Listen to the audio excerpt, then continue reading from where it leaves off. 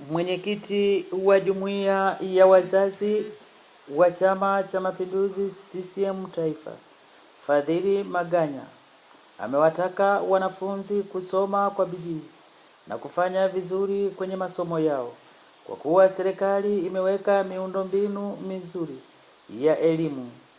Hayo ameyasema alipokuwa ziara mkoani Ruvuma, huku akiwa katika wilaya ya Mbinga.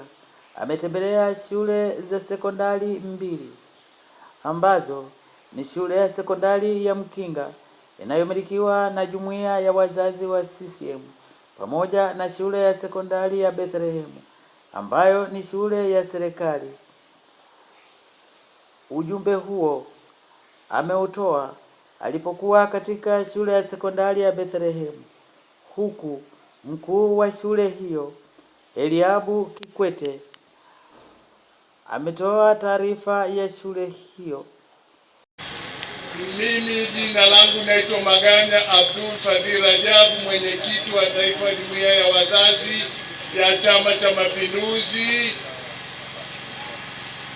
Sisi wazazi wa Chama cha Mapinduzi tunashughulika na elimu, tunashughulika na malezi, tunashughulika na mazingira, afya na utamaduni. Kwa hiyo tunapofika kwa wanafunzi kama nini, tunapenda kuambia kwamba kazi kubwa mlioletwa kufanya ni kusoma na kufaulu. Ni kufanyaje? Kusoma na kufaulu.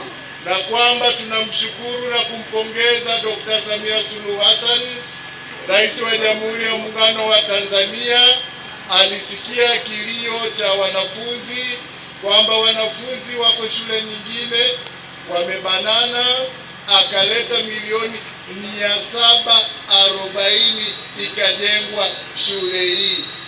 Shule ina jumla ya wanafunzi 335 ikiwa wavulana ni 143 na wasichana ni 193.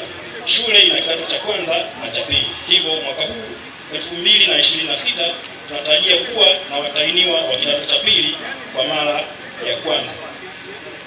Mheshimiwa Mwenyekiti, Jumuiya ya Wazazi CCM Taifa, manufaa ya mradi huu una manufaa yafuatayo: kuongeza idadi ya shule za sekondari na kupunguza msongamano wa wanafunzi katika shule jirani, kuweka mazingira mazuri ya kujifunza na kufundishia, kuinua taaluma na kutoa fursa kwa wanafunzi kukuza vipaji vyao.